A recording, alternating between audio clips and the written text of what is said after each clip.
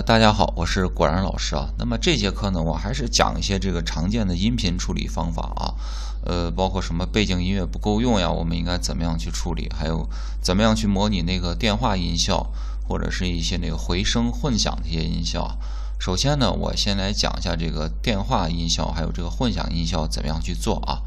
然后呢，我在这里还是准备了上节课的这个素材啊，我们先来听一下，这个我已经提前降噪过了啊。如何呢去进行安装？在这里呢，我已经准备好了。我们拿到一段声音以后啊，肯定如果说是杂音太大的话，第一点啊，先要对它进行去降噪处理啊。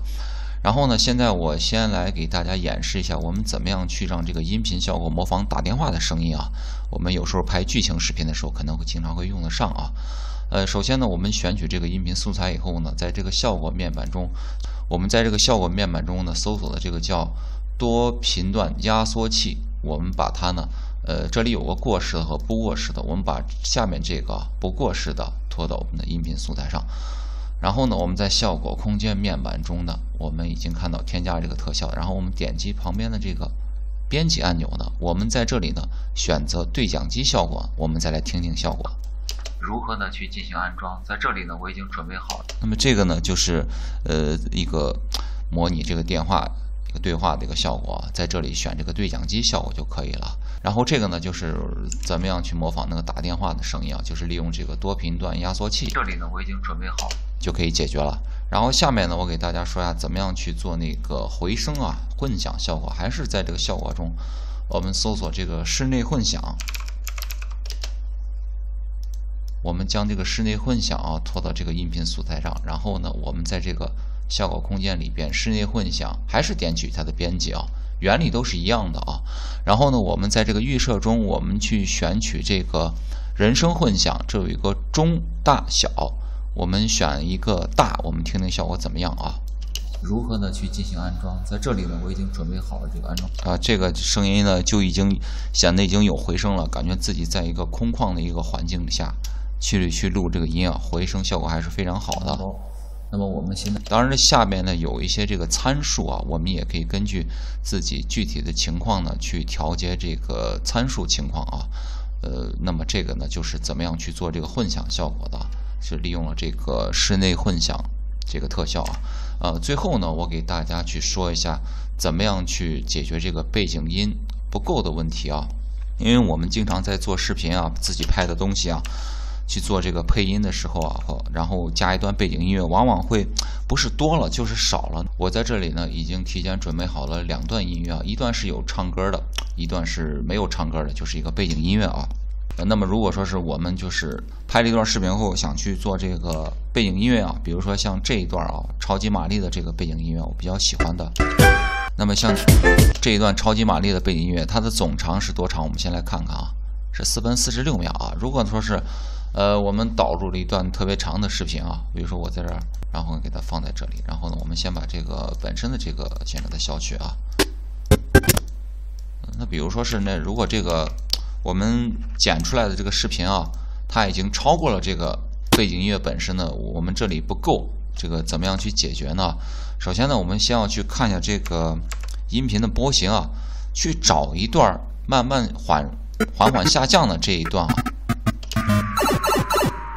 那么其实它在这里呢，我们就能看出来，它在这里是缓缓下降了，然后后面呢，它又开始慢慢的起来了。其实这段就可以作为我们一个衔接点啊。我们可以把这段先裁下来，裁下来了以后呢，我们在这里呢可以去摁住 Alt 键，向后呢去复制出来一个，然后呢我们再回到这里，然后这里还是不够啊，没关系，我们再点住 Alt 键，再向后复制出来一个。这个就可以了，但是它又多出来一段，这个怎么办呢？没关系，我们将其放到后头，然后呢，我们再去听一下这个整体这个衔接处的效果啊。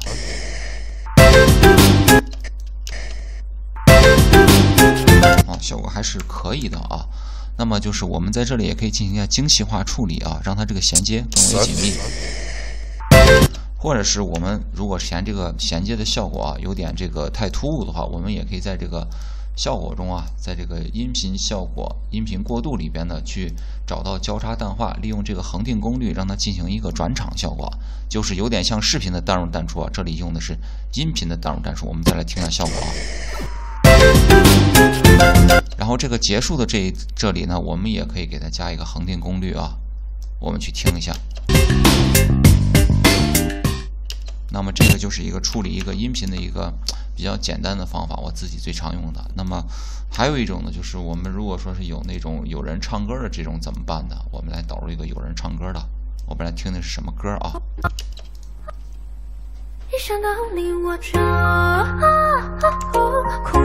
这个歌我不用说什么名字，你们肯定都比我更清楚啊，非常流行的一首歌曲啊。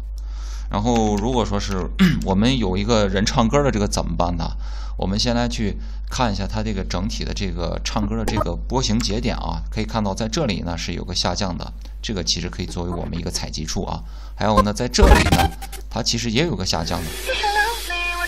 我们其实也可以作为一个采集处。那么如果说是这个素材太长的话，我们就可以用刚才的这样一个方法啊，去把这一块或者前面这块裁出来。那这次我们去裁前面这一点就行了，我们裁前面这一点，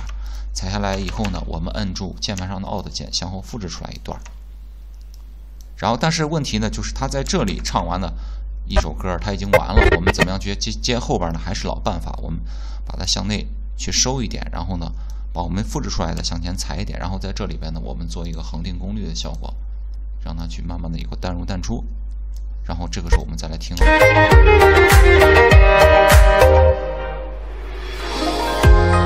这个衔接都非常完美了。然后后边这一点呢，我们还是做一个同样的方法啊，然后再给它加一个恒定功率。我们再来听听这个结尾处的效果啊。那这个基本上就解决了。那么这节课呢，我主要给大家讲了一些这个音频常见的处理方法啊，包括就是背景音乐不够用怎么办，还有就是电话效果，还有就是这个混响效果怎么样去处理啊？这些都是我自己一些个人经验常用的一些方法，希望大家呢都能去自己的去练习啊，根据不同的情况呢去调整不同的音频效果啊。好了，那么这节音频课呢我们就讲到这里了，我们下节课再见。